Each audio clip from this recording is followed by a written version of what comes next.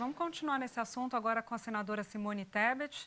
Valdo Cruz participa comigo dessa conversa. Senadora, bom dia, obrigada pela presença da senhora aqui com a gente.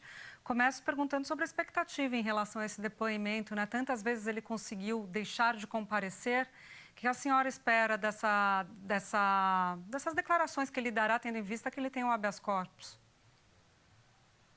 Bom, primeiro que ele fale, né? Bom dia, Júlia, bom dia, Valdo, bom dia a todos. Primeiro que ele entenda que esse habeas corpus não é um salvo-conduto para ficar em silêncio absoluto e muito menos para mentir, como outros já fizeram, inclusive muito fortemente o ex-ministro da Saúde, Pazuello.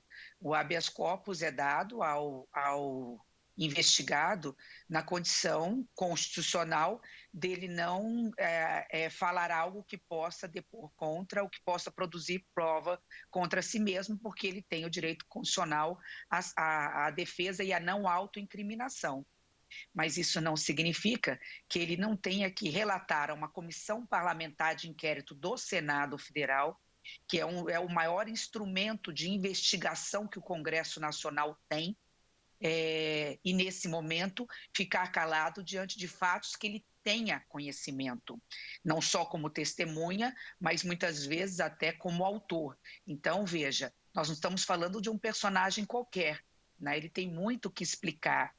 Ele, a princípio, é o dono da Precisa Medicamentos, que tentou negociar um contrato de 1,6 bilhão com o governo federal de uma vacina desconhecida, mesmo diante de todas as irregularidades. Há ali documentos falsificados, comprovadamente falsificados, como a procuração da própria Precisa, declaração de que não tinha fatos impeditivos, notas fiscais emitidas como as invoices fraudadas em nome de uma empresa do estrangeiro.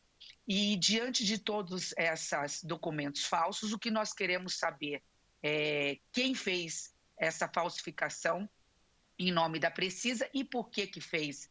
Lembrando, já que eu vi agora rapidamente, Júlia, o senador Renan falando de conjunto da obra em relação a Ricardo Barros, lembrando que Francisco Maximiano é um velho conhecido do Ministério da Saúde. Ele é sócio da Global, que se não é considerada idônea, tinha já que ter sido considerada idônea, porque levou recurso do governo federal, um contrato de 20 milhões de reais para entregar medicamentos relacionados a doenças raras e não entregou esses medicamentos para a população que tanto precisava dela.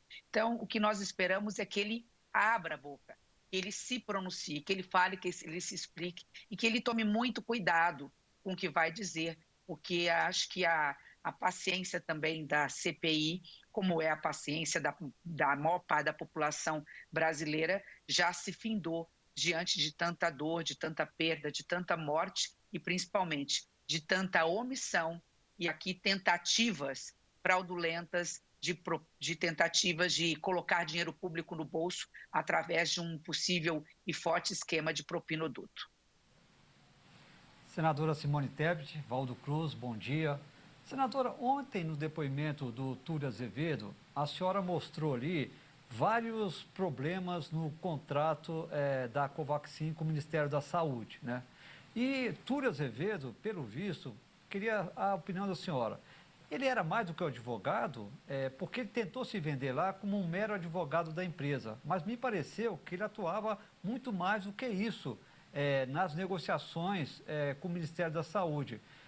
Como vocês vão indagar isso hoje para o Francisco Maximiano? Um contrato eivado de irregularidades e mesmo assim assinado, isso teria que ter conivência com alguém do Ministério da Saúde? Muito bom, Valdo, sem dúvida nenhuma.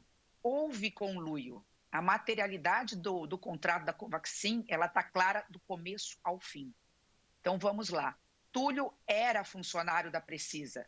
Eu comprovei ali que tem documento oficial da Precisa, onde ele assina pelo departamento jurídico. Depois, ele manda e-mails, não em nome do seu escritório, ele manda e-mails como Túlio@Precisa Medicamentos. Ele faz pressão em diversas vezes para a assinatura de um contrato que não estava pronto para ser assinado. 3 dias antes da assinatura do contrato, ele resolve abrir um escritório de advocacia.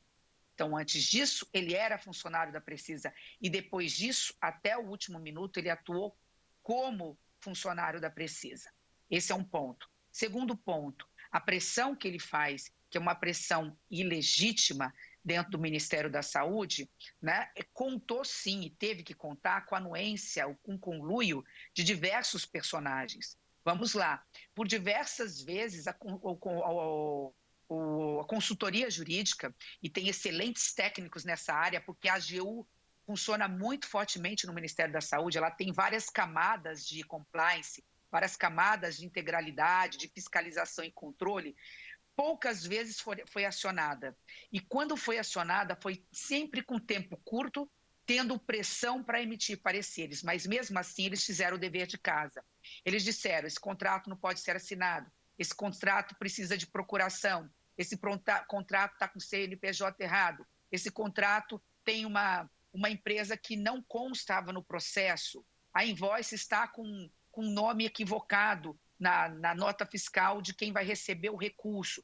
Então, a todo momento, quando era acionado, das poucas vezes que era, ainda que de última hora, ou às vezes até posteriormente ao fato já realizado, funcionou o sistema de fiscalização que se refere aos advogados, vamos dizer assim, do Ministério da Saúde.